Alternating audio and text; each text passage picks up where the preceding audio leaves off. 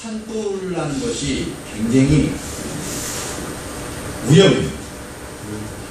그래서 산불 감시원들 그 비용 들여가지고 그 사람들 고용해서 계속 감시하게 하는데 그 이유는 뭐냐면은 산불이 무섭기 때문에. 산불이 한번 산불이 났다 그러면은 불이 나는 원리가 뭐냐면은 연쇄반응이에요. 연쇄반응. 불이 한 군데에서 탁 붙었다 그러면은 옆에 어떤 재료에 붙고 또 그게 또 붙어서 또 붙고 자꾸 번져나가가지고 집을 태우고 산을 태우고 막 그렇게 하는 거예요. 그게 연쇄반응이에요. 연쇄반응. 산불뿐만 아니라 요새 김정은이 갖고 노는 핵폭탄도 원리가 연쇄반응이에요. 연쇄반응. 이게 원리가 뭐냐면은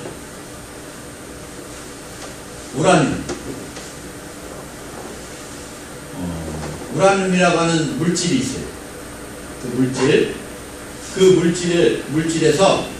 물질에다가 이 중성자를 쏩니다. 하나. 예? 중성자 총으로다가 중성자를 빵마구 쏘면은 그 속에서 연쇄반응이 일어납니다. 연쇄반응. 근데 왜 굳이 우라늄이냐? 수소가 1번이고 우라늄이 92번이에요.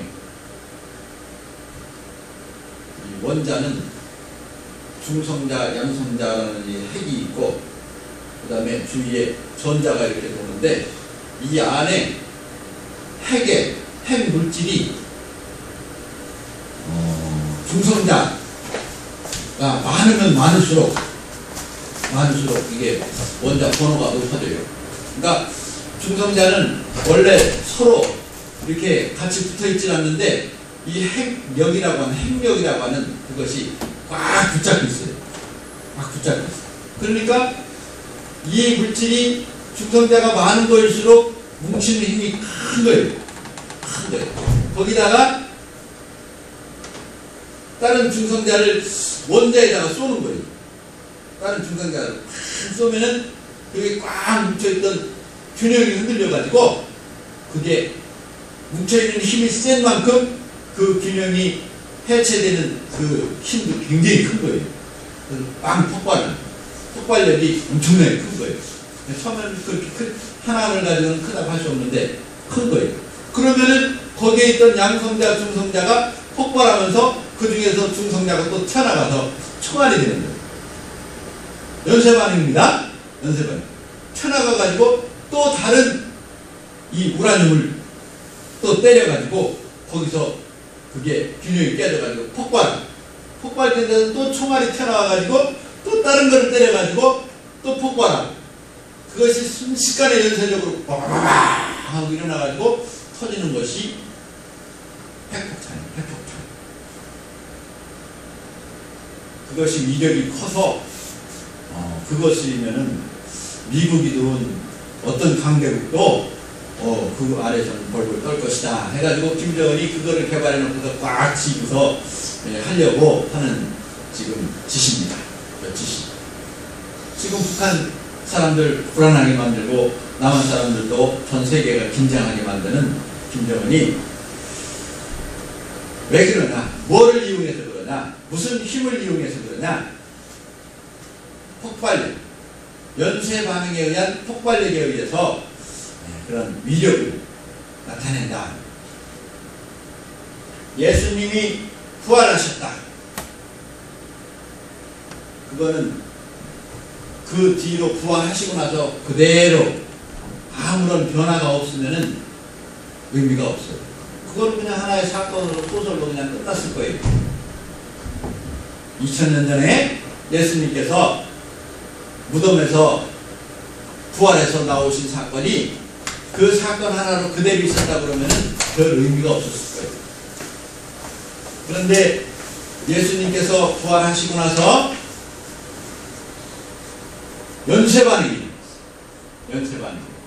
근데 그 연쇄반응이 어떻게 해서 일어나고 얼마나 위력을 발휘하고 있느냐 하는 것을 한번 오늘 이 시간에 살펴보려고 합니다.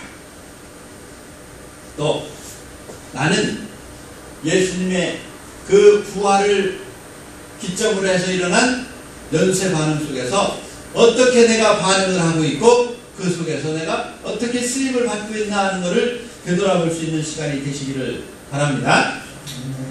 이를테면 하나님께서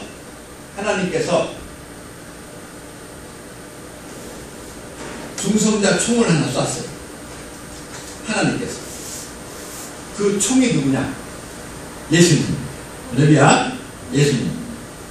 예수님께서 중성자 총으로 총알로 이 땅에 오셔가지고 폭발을 일으켰어요. 죽음에서 부활을 일으켜가지고 이 악의 권세 사망으로 미끄러져 들어가는 이 역사의 흐름에 균형을 깨버렸어요. 균형을 깨버리고 폭발을 일으켰습니다. 그래서 계속해서 연쇄 반응이 지금 일어나고 있는 이러한 상황이다. 그렇게 볼 수가 있는 거예요. 그 가운데 우리 성령께서 역사하시고 또 성령께서 또 그거를 촉진시키시고 하는 그런 역할을 하는 와중에 있다 하는 것을 오늘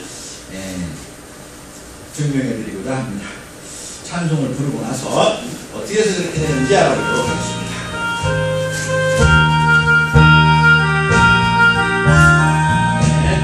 주의 말씀 묻고서 그의 가는 자들의 반석 위에 서고 집을 지은 같아 뜨거워 불나며 바람 부딪혀도 예수께서 안식 후 첫날 이른 아침에 주일날입니다. 주일 아침에 살아나신 후, 그러니까 우리 예배드리는 주일은 뭐예요? 예수님이 부활하신 날입니다. 할렐루야. 교회가 탄생한 날입니다. 예수께서 안식 후 첫날 이른 아침에 살아나신 후 전에 7 귀신을 쫓아내어 주신 막달라 마리아에게 먼저 보이셨다. 예수님께서 부활하신 후에 몇몇 사람들한테 보였어요. 이제 부활하시고 나서 이 세상이 어떻게 변화해 나가는가 예수님이 접촉을 하십니다. 사람들. 막달라 마리아는 어떤 사람이에요? 아마도 가늠하다 잡힌 그 창녀였던 사람으로 그렇게들 보는데 이 사람도 어찌 보면 예수님에 비해서 예수님도 지금 아직까지는 하나님이 중성자탄을 딱 쏴가지고 폭발을 일으킬 것이냐 말 것이냐 그런 와중에 있습니다. 지금 폭발을 일으키기 위해서 이제 사람들한테 나타나고 접촉을 하십니다.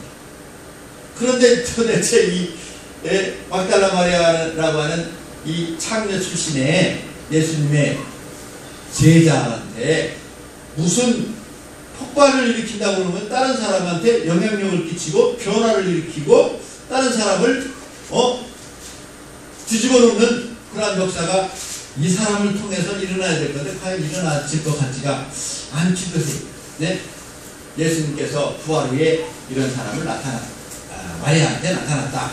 마리아가 가서 예수와 함께하던 사람들의 슬퍼하며 울고 있는 중에 이 일을 고하매 그가 마리아가 사람들한테 또 쫓아갔어요. 쫓아간 그 사람들이 어떤 사람이냐면은 그 사람들도 지금 한심한 사람들이 예수님이 잡혀가고 십자가에 처형될 때에 뿔뿔이 흩어져 가지고 숨기 급급했던 그런 사람들이고 또 예수님이 무덤 속으로 들어가서 이제 끝장났구나 하고서 숨어서 슬금슬금 이렇게 살던 사람들인데 말하자면 이 사람들도 패배의식에 그냥 찌들어 있는 그런 사람이고 또 사람들한테 도대체 예수님이 세상을 변화시킬 것 같지 않고 저런 사람들을 사용해가지고 어떻게 세상을 변화시킬 것 같지 않은 그런 사람들 무리 속으로 또 들어가서 이 마리아가 고합니다. 예수님이 살아나셨다. 살아나신 예수님을 내가 만났다. 그러니까 이 사람들이 듣고도 믿지, 넘겨보세요. 아니합니다. 예수님이 다시 살아났다고 하는 것은 갈릴리에 있을 때 너희들한테 뭐라고 했는 것을 기억해라. 인자가 죽었다가 사흘 만에 다시 살아나야 하리라 하신 예수님의 예언을 이 사람들은 그냥 귀뜨거로 듣고 또 실제 눈앞에 나타났는데도 그거를 깨닫지 못하는 이 어룩한 그런 사람들이에요. 이 사람들한테 지금 예수님이 부활하신 예수님이 접촉을 하고 계십니다. 예수님이 이 세상을 변화시키려고 하면은 이 사람들이 당장에 예수님 나타나는 것을 보고 예수님하고 악주를 척 하고 예수님의 명령을 착 받는 순간에 갑자기 장군으로 변하고 갑자기 능력자로 변해가지고 세상 나가가지고 막 변화시키는 그런 사람이었으면 좋겠는데 그렇지 못하고 그냥 이렇게 비실비실하고 있는 거예요. 그 후에 저희 중 두 사람이 걸어서 시골로 갈 때에 예수께서 다른 모양으로 저희에게 나타나셨다. 다른 차림새로 이 두 사람한테 또 부활하신 예수님께서 나타나신 거예요. 두 사람이 가서 남은 제자들에게 예수님의 나타나심을 보았더니 역시 다른 사람들이 또 믿지 아니하더라. 이거 뭐 아무런 힘이 없는 것 같아요. 김정은이가 핵폭탄을 만들어 놓고 거기다가 중성자 총을 딱 쐈는데 피시식 하고 꺼질 것 같아요. 예? 열심히 날아가가지고 대륙을 건너가가지고 거기 가서 한번 빵 하고 터져줘야 되는데 그렇게 하지 않고 피식 그렇게 하는 것 같아요. 하나님이 중성자탄을 쐈어요. 하나님이 예수 그리스도를 이 세상에 보내셨어요. 보내가지고 어떻게 했어요? 부활시켰어요. 부활시키고 나서 그 다음에 어떤 일이 좀 일어나야 되는데 막달라 마리아에게 나타나도 그렇지 또 제자들한테 가도 그렇지 제자들한테 고해도 그렇지 또 지난 두 사람한테도 나타났는데 사람들도 제자입니다. 또 제자들한테 가서 또 고해도 그 사람들이 그냥 들은 척도 안 합니다. 그 후에 11제자가 음식을 먹을 때에 이제 급기야는 예수님의 12제자 중에서 유다가 죽고 나머지 11제자들이 있는 가운데 예수님이 나타나셨어요. 어떤 예수님이? 부활하신 예수님. 아직 승천하시기 전입니다. 11제자가 음식을 먹을 때 예수께서 저희에게 나타나사 저희의 믿음 없는 것과 여러 번 예수님이 부활했다고 하는 소식을 간접적으로 들었는데도 이 사람들이 믿지 않았던 것을 예수님이 책망했어요. 완악한 것을 꾸짖으시니 이는 자기의 살아난 것을 본 자들의 말을 믿지 아니함이로라.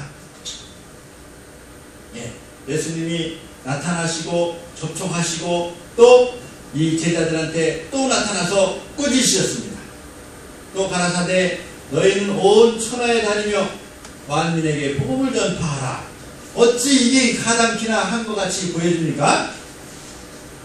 이렇게 그냥 무기력한 사람들이 그 예수님에 대한 믿음도 없고 진리에 대한 깨달음도 없고 또 세상에서 사람들한테 영향력을 끼칠 것만 같이 끼치지 못할 것만 같은 이런 사람들한테 예수님은 무슨 희망을 걸고 너희는 온 천하에 다니면서 복음을 전하라 그렇게 얘기를 하셨을까?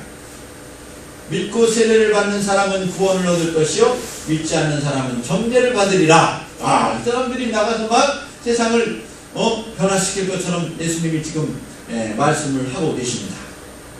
믿는 자들에게는 이런 표적이 따르리니 곧 저희가 내 이름으로 귀신을 쫓아내며 새 방언을 말하며 뱀을 집으며 무슨 독을 마실지라도 해를 받지 아니하며 병든 사람에게 손을 얹은즉 나으리라. 이 사람들한테 아무리 얘기를 해도 지금 설교를 할 때 정말로 진리가 충만한 설교를 하고 또 하나님의 살아있는 말씀이 막 증거가 되는데에도 사람들이 도대체 받을 것 같지가 않은 거예요. 뱀을 지으며 무슨 독을 마실지라도 해를 받지 아니하며 병든 사람에게 손을 얹은 즉 나으리라 하시더라. 주 예수께서 말씀을 마치신 후에 하늘로 올리우사 아무 일 별로 일어나는 것 같지가 않아요. 하나님 우편에 앉으시니라. 아멘. 이제 예수님께서 부활의 역사를 일으키시고 그 다음에 세상에 제자들한테 나타나시고 제자들과 접촉을 하시고 명령을 하시고 승천하셨어요. 그 후에 제자들이 나가 두루 전파할세.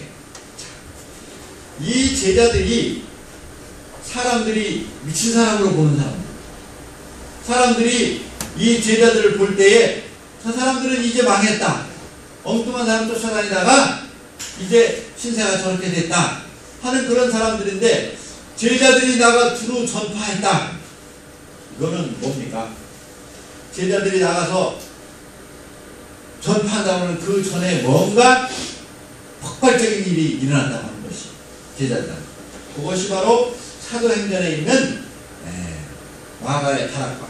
그러니까 제자들은 예수님께서 이렇게 만나고 접촉하시고 책망하시고 승천하신 다음에 그 다음에도 정신을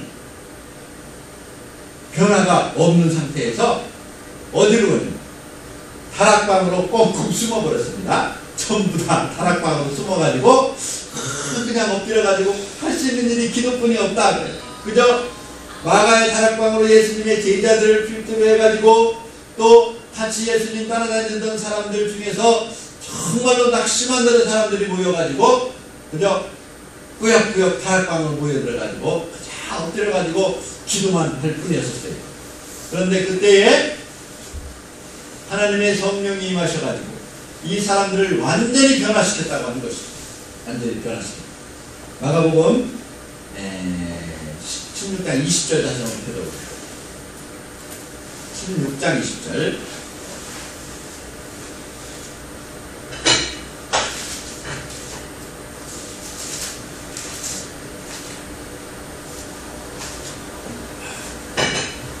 제자들이 이러한 변화를 받고 성령이 강림하시고 성령님께서 도우시고 인도하시는 가운데 제자들이 이제 사람들한테 나갈 담대한 용기를 얻었어요. 베드로가 도대체 어떤 사람입니까? 예수님이 십자가 못 박히는 걸 보고 그저 앞에 나서지도 못하고 이렇게 들어가서 그래도 용기 있다고 하는 사람인데, 하다가 거기 여종이 와가지고 이 사람도 그 회당에다 그렇게 하니까 아니라고 부인하고 막 도망다니고 막 그렇게 하던 그 베드로가 이 사건이 있고 나서 완전히 사람이 변했습니다. 자, 그러면 어떻게 해서 변하게 된 겁니까? 하나님이 예수님이라는 중성자탄을 쏘고 하나님께서 그 쏘은 중성자탄이 역사할 수 있도록 뭐를 보내주셨습니까? 성령을 보내주셨습니다. 성령을 보내주셨습니다.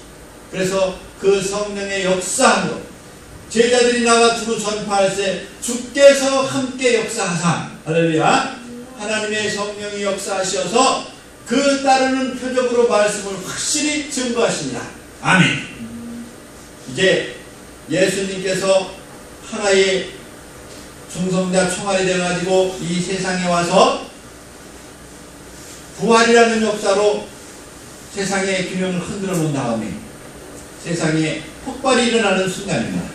이 베드로가 배짱을 얻고 성령의 도우심을 입어가지고 사람들한테 증거를 했더니 말도 못할 것 같던 베드로가 그렇게 담대하게 말씀을 증거하고 세상에 받아들일 것 같지 않던 사람들이 베드로의 말씀을 받아들여서 하루에 3,000명이 구원받는 역사가 일어나더라. 이 역사는 알고 봤더니 뭡니까? 주께서 함께 역사하사 하나님의 성령이 역사해서 일어나는 겁니다. 자, 지금 이 시간에 저희가 하나님의 말씀을 선포하는 것은 중성자탄이 날아가고 있습니다. 중성자 총알이 날아가고 있습니다. 날아갈 때에는 항상 하나님의 성령이 역사하게 되어 있습니다. 하나님의 성령이 역사하는 확실한 때 두 가지만 믿으라고. 첫째, 무릎을 꿇고 기도하기 시작할 때 할렐루야. 하나님의 성령이 할 수 없는 탄식으로 우리의 기도를 돕기 위해서 역사하시기 시작합니다. 또 하나님의 말씀이 이렇게 선포될 때, 말씀의 중성자 총알이 나아갈 때 주께서 함께 역사하사 큰 일이 일어나 지금 이 시간에 하나님의 성령께서 애타는 마음으로 우리 마음의 변화를 일으키시기 위하여서 애쓰고 계십니다. 여러분 마음 문을 열어놓고 중성자찬을 맞으시기를 축복합니다. 하나님의 말씀을 받아들이시기를 축복합니다. 안 맞았구나. 하나님의 말씀을 한 대 빵 맞고 악 하고서 그냥 변화가 일어나야 되는 것이죠. 그래서 내가 팍 폭발을 하고 나한테서 또 다른 중성자탄이 팍 하고 튀어나가야 됩니다. 내가 사람들한테 하나님의 복음을 증거할 때 또 다른 중성자탄이 또 나아가는 것이, 자, 나는 지금 하나님의 말씀으로 변화가 되고 있나? 또 내가 접촉하는 사람들에게 하나님의 역사하심이 힘입어가지고 변화가 일어나고 있나 안 일어나고 있나? 하나님의 복음의 물결 속에 나는 하나의 파도가 되어서 사람들한테 증거가 되고 있나? 전달이 되고 있나? 그렇지 않은가를 여러분 스스로 한번 살펴보시기 바랍니다. 그렇지 않다고 그러면 슬픈 것이, 노래를 불러도 춤추지 않다. 하나님의 말씀이 증거되고 성령이 그렇게 후원하는 데에도 꿈쩍도 안 한다. 죽은 목숨하고 똑같은 거예요. 예수님이 부활하셨어요. 내가 거듭났어요. 내가 변화됐다는 거예요. 그래서 내 모든 것이 변화됐습니다. 변화가 되면서 폭발하면서 또 다른 중성자 통할이 우리 이웃에게로 날아갑니다. 그래서 산불이 일어나듯이, 집을 태우고 산을 태우듯이 이 주변에 번져나가야 되는 것입니다. 우리 기도함으로 하나님 앞에 나아가서 내 자신이 하나의 총알이 되어서 세상을 변화시키는 출발점이 되도록 하나님께 도움을 청하시기 바랍니다.